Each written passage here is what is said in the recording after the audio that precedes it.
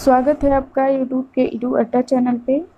तो आज की इस वीडियो के माध्यम से हम यह जानेंगे कि जितने भी साहित्यकार हैं, जो प्रमुख साहित्यकार हैं, उन्होंने साहित्य को किस प्रकार से परिभाषित किया है।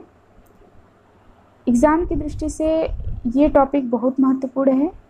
इससे भी नेट जेआरएफ में हर साल प्रश्न आते हैं और हमने यहाँ पे वही उसी परिभाषा को लिखा है जो कि एग्ज़ाम में ज़्यादा पूछा जाता है। तो सबसे पहले हम जिस लेखक की बात करेंगे वो है बालकृष्ण भट्ट। बालकृष्ण भट्ट ने साहित्य को किस प्रकार से परिभाषित किया है, तो इनके अनुसार साहित्य जन समूह के हृदय का विकास है। बालकृष्ण भट्ट का मत है कि जो साहित्य है वो जन समूह के हृदय का विकास है। अगले लेखक जो हैं वो हैं महावीर प्रसाद द्विवेदी। इन्होंने साहित्य को किस प्रकार से परिभाषित किया है, तो इनका मत है कि ज्ञान राशि के संचित ज्ञान कोश का नाम साहित्य है। मतलब जो हमारे अंदर ज्ञान है उसको संचित करके जब हम शब्दबद्ध कर देते हैं तो वही साहित्य है। अगले जो लेखक हैं वो हैं प्रेमचंद। प्रेमचंद किस प्रकार से परिभाषित किए हैं साहित्य को, तो इनका जो मत है वो है साहित्य जीवन की आलोचना है। अगले जो आलोचक हैं आचार्य रामचंद्र शुक्ल। इनके द्वारा जो परिभाषा दी गई है ये सर्वमान्य है और उत्कृष्ट है। इनका मानना है कि साहित्य जनता की चित्तवृत्ति का संचित प्रतिबिंब है। अगले जो कवि हैं वो हैं सुमित्रा नंदन पंत।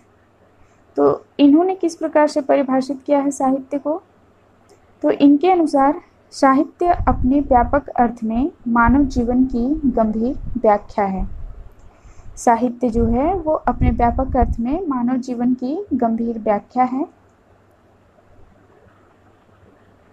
अगले जो लेखक हैं वो हैं नंदुलारे बाजपेयी।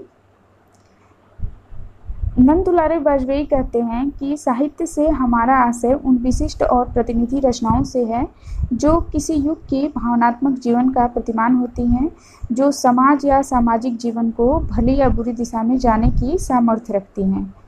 वही साहित्य हो सकता है। तो नंदुलारे बाजपेयी जी का भी ये परिभाषा बहुत इम्पॉर्टेंट है। अगली जो परिभाषा है साहित्य के बारे में उसको हजारी प्रसाद द्विवेदी ने दिया है। हजारी प्रसाद द्विवेदी का मत था कि साहित्य मनुष्य के अंतर का उच्छलित आनंद है जो उसके अंतःमन में या उसके अंतर में अटाए नहीं अट सका। साहित्य का मूल यही आनंद का अतिरेक है। उच्छलित आनंद के अतिरेक से उद्भूत सृष्टि ही सच्चा साहित्य है। अगले जो लेखक हैं वो हैं रामविलास शर्मा। इनके अनुसार साहित्य क्या है, तो इन्होंने साहित्य को परिभाषित करते हुए कहा है साहित्य जनता की वाणी है, उसके जातीय चरित्र का दर्पण है, प्रगति पथ पर बढ़ने के लिए उसका मनोबल है, उसकी सौंदर्य की चाह पूरी करने वाला साधन है। तो जितने भी प्रमुख साहित्यकार हैं उन सभी के अनुसार हमने साहित्य की परिभाषा को समझ लिया है। अब इनमें से किसी की भी परिभाषा आ जाए और आपको याद रहेगा तो आप इसे आसानी से बता लेंगे कि किस लेखक ने या किस साहित्यकार ने साहित्य के विषय में अपना मत कौन सा रखा है। तो इसलिए हमने इस टॉपिक को बताने का प्रयास किया है।